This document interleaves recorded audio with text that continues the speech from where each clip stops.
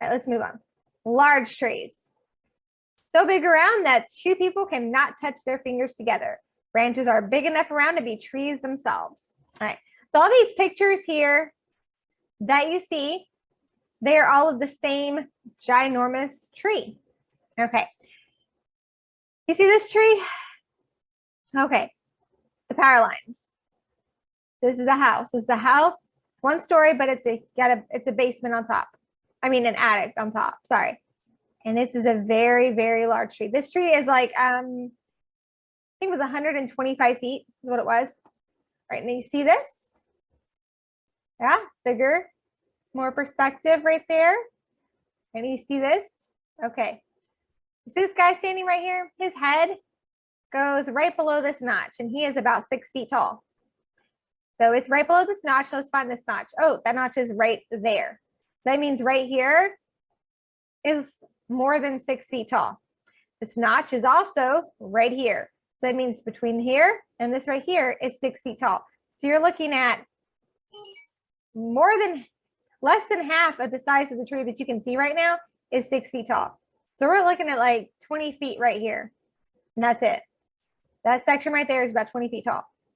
This is the first branch being cut off. It's right here. That means from here to here is 20 feet. And if you look right here, the height of the power lines is right here, which is going to be right here. So this is as tall as the power lines are.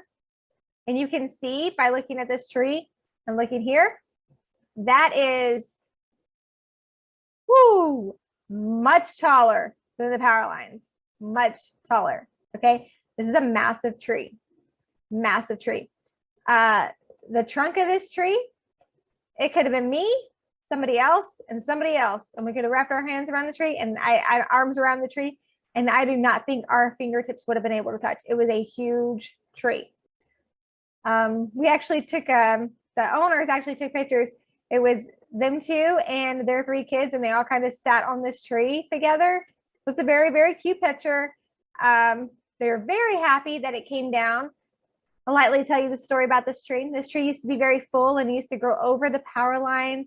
The electric company came through and they chopped off all these branches.